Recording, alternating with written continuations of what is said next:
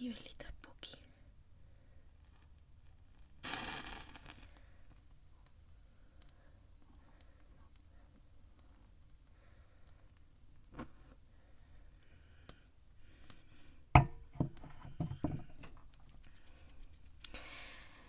Bueno, yo soy Conche, tu ASMR, y espero que esto esté grabando. Sí, estoy grabando. Entonces, el día de hoy estamos en un especial de Halloween. Y por eso he traído 3 cuentos de Edgar Allan Poe. Y bueno, son 2 cuentos clásicos. Y el tercero, el último que voy a leer, es mi favorito. Así que espero que lo puedan disfrutar. Y comenzamos. No sé si voy a tener que separar esto en 3 videos porque puede que sea muy largo. Así que, sin más preámbulo, comencemos. Espero no quemar. Comencemos con la lectura.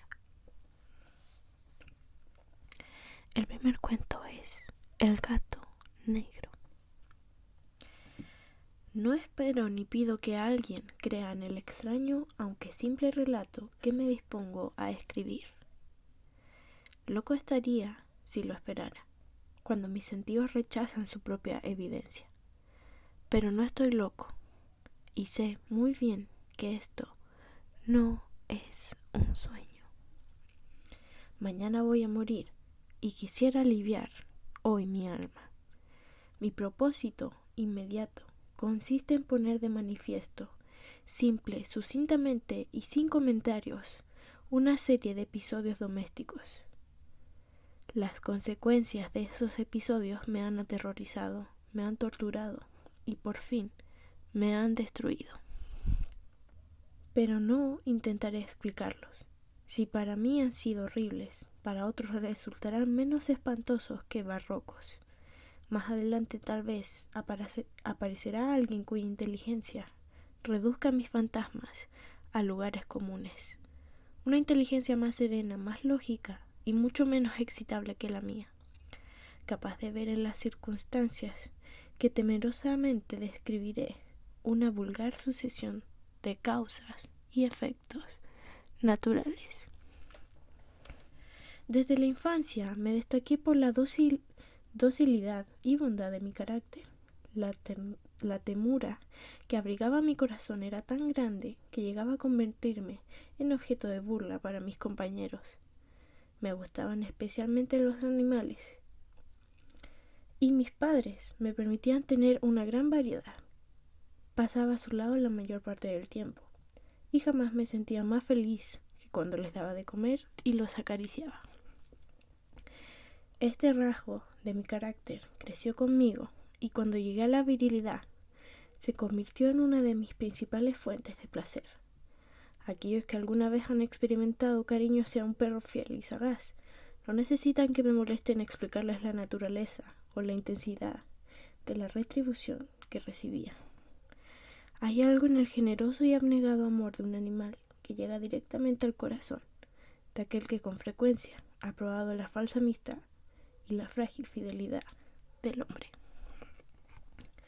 Me casé joven y tuve una alegría de que mi esposa compartiera mis preferencias. Al observar mi gusto por los animales domésticos, no perdí oportunidad de procurarme los más agradables de entre ellos. Teníamos pájaros, peces de colores, un hermoso perro, conejos, un monito y un gato. Este último era un animal de notable tamaño y hermosura, completamente negro y de una sagacidad asombrosa. Al referirse a su inteligencia, mi mujer, que en el fondo era no poco supersticiosa, aludía con frecuencia a la antigua creencia popular de que todos los gatos negros son brujas metamorfoseadas. No quiero decir que lo creyera seriamente, y solo menciono la cosa porque acabo de recordarla. Plutón, Tal era el nombre del gato. Se había convertido en mi favorito y mi camarada. Solo yo le daba de comer y él me seguía por todas partes en casa. Me costaba mucho impedir que anduviera atrás de mí en la calle. Nuestra amistad duró así varios años, en el curso de los cuales, enrojezco al confesarlo, mi temperamento y mi carácter se alteraron radicalmente por culpa del demonio. Intemperancia.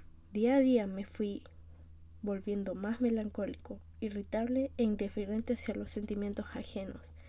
Llegué incluso a hablar descomedidamente a mi mujer y terminé por infligirle violencias personales. Mis favoritos, claro está, sintieron igualmente el cambio de mi carácter. No solo los descuidaba, sino que llegué a hacerles daño hacia Plutón.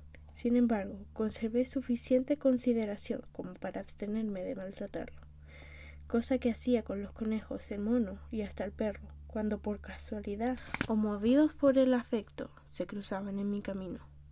Mi enfermedad empeoró, se agravaba pues. ¿Qué enfermedad es comparable al alcohol? Y finalmente, el mismo Plutón, que ya estaba viejo y por tanto algo enojadizo, empezó a sufrir las consecuencias de mi mal humor. Una noche en que volví a casa completamente embriagado, después de una de mis correrías por la ciudad, me pareció que el gato evitaba mi presencia. Lo alcé en brazos, pero asustado por mi violencia, me mordió ligeramente la mano. Al punto se apoderó de mí una furia demoníaca y ya no supe lo que hacía. Fue como si la raíz de mi alma se separara de golpe de mi cuerpo. Una maldad más que diabólica, alimentada por la ginebra, estremeció cada fibra de mi ser. Sacando del bolsillo del chaleco un cortaplumas, lo abrí mientras sujetaba al pobre animal por el pescuezo y deliberadamente le hice saltar un ojo. Enrojezco, me abrazo, tiemblo mientras escribo tan condenable atrocidad. Cuando la razón retornó con la mañana, cuando hube disipado en el sueño los vapores de la orgía nocturna, sentí que el horror se mezclaba con el remordimiento ante el crimen cometido. Pero mi sentimiento era débil y ambiguo, no alcanzaba a interesar al alma. Una vez más me hundí en los excesos y muy pronto ahogué en vino los recuerdos de lo sucedido. El gato, entre tanto, mejoraba poco a poco. Cierto que la órbita donde faltaba el ojo presentaba un horrible aspecto, pero el animal no parecía sufrir ya, se paseaba como de costumbre por la casa, aunque como es de imaginar, huía aterrorizado al verme. Me quedaba aún bastante de mi antigua manera de ser para sentirme agraviado por la evidente antipatía de un animal que alguna vez me había querido tanto. Pero ese sentimiento no tardó en ceder paso a la irritación. Y entonces, para mi caída final e irrevocable, se presentó el espíritu de la perversidad. La filosofía no tiene en cuenta este espíritu, y sin embargo, tan seguro estoy de que mi alma existe, como de que la perversidad es uno de los impulsos primordiales del corazón humano, una de las facultades primarias e indivisibles, uno de esos sentimientos que dirigen el carácter del hombre. ¿Quién no se ha sorprendido a sí mismo 100 veces en momentos en que cometía una acción tonta o malvada por la simple razón de que no debía cometerla? ¿No hay en nosotros una tendencia permanente que enfrenta descaradamente al buen sentido, una tendencia a transgredir lo que constituye la ley por el solo hecho de serlo? Este espíritu de perversidad se presentó, como he dicho, en mi caída final, y el insondable anhelo que tenía mi alma de vejarse a sí misma, de violentar su propia naturaleza, de hacer mal por el mal mismo, me incitó a continuar y finalmente a consumar el suplicio que había infligido a la inocente bestia. Una mañana, obrando a sangre fría, le pasé un lazo por el pescuezo y lo ahorqué en la rama de un árbol. Lo ahorqué mientras las lágrimas manaban de mis ojos y el más amargo remordimiento me apretaba el corazón. Lo ahorqué porque recordaba que me había querido y porque estaba seguro de que no me había dado motivo para matarlo. Lo ahorqué porque sabía que al hacerlo cometía un pecado mortal que comprometería mi alma hasta llevarla, si ello fuese posible, más allá del alcance de la infinita misericordia del Dios más misericordioso y más temible. La noche de aquel mismo día en que cometí tan cruel acción, me despertaron gritos de incendio. Las cortinas de mi cama eran una llama viva y toda la casa estaba ardiendo. Con gran dificultad pudimos escapar de la conflagración con mi mujer, un sirviente y yo. Todo quedó destruido, mis bienes terrenales se perdieron y desde ese momento tuve que resignarme a la desesperanza. No incurriré en la debilidad de establecer una relación de causa y efecto entre el desastre y mi criminal acción, pero estoy detallando una cadena de hechos y no quiero dejar ningún eslabón incompleto. Al día siguiente del incendio acudí a visitar las ruinas, salvo una, las paredes se habían desplomado. La que quedaba de pie era un tabique divisorio de poco espesor, situado en el centro de la casa, y contra el cual se apoyaba antes la cabecera de mi lecho. El enlucido había quedado a salvo de la acción del fuego, cosa que atribuía a su reciente aplicación. Una densa muchedumbre habíase reunido frente a la pared, y varias personas parecían examinar parte de la misma con gran atención y detalle. Las palabras extraño, curioso y otras similares excitaron mi curiosidad. Al aproximarme vi que en la blanca superficie, grabada como un bajo relieve, aparecía la imagen de un gigantesco gato. El contorno tenía una nitidez verdaderamente maravillosa. Había una soga alrededor del pescuezo del animal. Al descubrir esta aparición, ya que no podía considerarla otra cosa, me sentí dominado por el asombro y el terror. Pues la reflexión vino luego en mi ayuda. Recordé que había ahorcado al gato en el jardín contiguo a la casa. Al producirse la alarma del incendio, la multitud había invadido inmediatamente el jardín. Alguien debió de cortar la soga y tirar al gato en mi habitación por la ventana abierta, sin duda. Habían tratado de despertarme en esa forma. Probablemente la caída de las paredes comprimió a la víctima de mi crueldad contra el enlucido recién aplicado, cuya cara, junto con la acción de las llamas y el amoníaco del cadáver, produjo la imagen que acababa de ver. Si bien en esta forma quedó satisfecha mi razón, ya que no mi conciencia sobre el extraño episodio, lo ocurrido impresionó profundamente mi imaginación. Durante muchos meses no pude librarme del fantasma del gato, y en todo ese tiempo dominó mi espíritu un sentimiento informe, se parecía, sin serlo, al remordimiento. Llegué al punto de lamentar la pérdida del animal y buscar en los viles antros que habitualmente frecuentaba algún otro de la misma especie y apariencia que pudiera ocupar su lugar. Una noche en que, borracho a medias, me hallaba en una taberna más que infame, reclamó mi atención algo negro posado sobre uno de los enormes toneles de ginebra que constituían el principal moblaje del lugar. Durante algunos minutos había estado mirando a dicho tonel y me sorprendió no haber advertido antes la presencia de la mancha negra en lo alto. Me aproximé y la toqué con la mano. Era un gato negro muy grande, tan grande como Plutón, y absolutamente igual a este, salvo un detalle. Plutón no tenía el menor pelo blanco en el cuerpo, mientras este gato mostraba una vasta, aunque indefinida mancha blanca que le cubría casi todo el pecho. Al sentirse acariciado, se enderezó prontamente, ronroneando con fuerza. Se brotó contra mi mano y pareció encantado de mis atenciones. Acababa pues de encontrar el animal que precisamente andaba buscando. De inmediato propuse su compra al tabernero, pero me contestó que el animal no era suyo y que jamás lo había visto antes, ni que sabía nada de él. Continué acariciando al gato, y cuando me disponía a volver a casa, el animal pareció dispuesto a acompañarme. Le permití que lo hiciera, deteniéndome una y otra vez para inclinarme y acariciarlo. Cuando estuvo en casa se acostumbró a ella de inmediato y se convirtió en el gran favorito de mi mujer. Por mi parte, pronto sentí nacer en mí una antipatía hacia aquel animal. Era exactamente lo contrario de lo que había anticipado, pero sin que pueda decir cómo ni por qué. Su marcado cariño por mí me disgustaba y me fatigaba. Gradualmente el sentimiento de disgusto y fatiga creció hasta alcanzar la amargura del odio. Evitaba encontrarme con el animal. Un resto de vergüenza y recuerdo de mi crueldad de antaño me vedaban maltratarlo. Durante algunas semanas me abstuve de pegarle o de hacerlo víctima de cualquier violencia, pero gradualmente, muy gradualmente, Llegué a mirarlo con inexpresable odio y a huir en silencio de su detestable presencia, como si fuera una emanación de la peste. Lo que sin duda contribuyó a aumentar mi odio fue descubrir a la mañana siguiente de haberlo traído a casa que aquel gato, igual que Plutón, era tuerto. Esta circunstancia fue precisamente la que lo hizo más grato a mi mujer, quien, como ya dije, poseía en alto grado sus sentimientos humanitarios, que alguna vez habían sido mi rasgo distintivo y la fuente de mis placeres más simples y más puros. El cariño del gato por mí parecía aumentar en el mismo grado que mi aversión. Seguían mis procesos como una pertinencia que me costaría hacer entender al lector.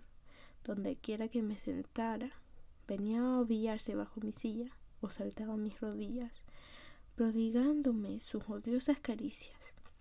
Si echaba a caminar, se metía entre mis pies, amenazando con hacerme caer, o bien clavaba sus largas y afiladas uñas en mis ropas, para poder trepar hasta mi pecho. En esos momentos, aunque ansiaba aniquilarlo de un solo golpe, me sentía paralizado por el recuerdo de mi primer crimen, pero por sobre todo, quiero confesarlo ahora mismo, por un espantoso temor al animal. Aquel temor no era precisamente miedo de un mal físico, y sin embargo, me sería imposible definirlo de otra manera. Me siento casi avergonzado de reconocer, sí, aún en esta celda de criminales, me siento casi avergonzado de reconocer que el terror, el espanto que aquel animal me inspiraba, era intensificado por una de las más insensatas quimeras que sería dado concebir. Más de una vez mi mujer me había llamado la atención sobre la forma de la mancha blanca, de la cual ya he hablado, y que constituía la única diferencia entre el extraño animal y al que yo había matado. El lector recordará que esta mancha, aunque grande, me había parecido al principio de forma indefinida, pero gradualmente, de manera tan imperceptible que mi razón luchó durante largo tiempo por rechazarla como fantástica, la mancha fue asumiendo un contorno de rigurosa precisión. Representaba ahora algo que me estremezco al nombrar, y por ello odiaba, temía y hubiera querido librarme del monstruo, si hubiese sido capaz de atreverme. Representaba, digo, la imagen de una cosa atroz, siniestra, la imagen del patíbulo, oh lúgubre y terrible máquina del horror y del crimen, de la agonía y de la muerte. Me sentí entonces más miserable que todas las miserias humanas. Pensar que una bestia cuyo semejante había yo destruido desdeñosamente, una bestia era capaz de producir tan insoportable angustia en un hombre creado a la imagen y semejanza de Dios. Ay, ni de día ni de noche pude ya gozar de la bendición del reposo. De día aquella criatura no me dejaba un instante solo, ni de noche despertaba hora a hora de los más horrorosos sueños para sentir el ardiente aliento de la cosa en mi rostro y su terrible peso, pesadilla encarnada de la que no era posible desprenderme, apoyado eternamente sobre mi corazón. Bajo el agobio de tormentos semejantes, sucumbió en mí lo poco que quedaba de bueno. Solo los malos pensamientos disfrutaban ya de mi intimidad, los más tenebrosos, los más perversos pensamientos. La melancolía habitual de mi humor creció hasta convertirse en aborrecimiento de todo lo que me rodeaba y de la entera humanidad, y mi pobre mujer, que de nada se quejaba, llegó a ser la habitual y paciente víctima de los repentinos y frecuentes arrebatos de ciega cólera que me abandonaba. Cierto día, para cumplir una tarea doméstica, me acompañó al sótano de la vieja casa, donde nuestra pobreza nos obligaba a vivir. El gato me siguió mientras bajaba la empinada escalera, y estuvo a punto de tirarme cabeza abajo, lo cual me exasperó hasta la locura. Alzando un hacha y olvidando en mi rabia los pueriles temores que hasta entonces habían detenido mi mano, descargué un golpe que hubiera matado instantáneamente al animal de haberlo alcanzado. Pero la mano de mi mujer detuvo su trayectoria. Entonces, llevado por su intervención a una rabia más demoníaca, me zafé de su brazo y le hundí el hacha en la cabeza. Sin un solo quejido, cayó muerta a mis pies. Cumplido este espantoso asesinato, me entregué al punto y con toda sangre fría a la tarea de ocultar el cadáver. Sabía que era imposible sacarlo de casa, tanto de día como de noche, sin correr el riesgo de que algún vecino me observara. Diversos proyectos cruzaron mi mente. Por un momento pensé en descuartizar el cuerpo y quemar los pedazos. Luego se me ocurrió cavar una tumba en el piso del sótano.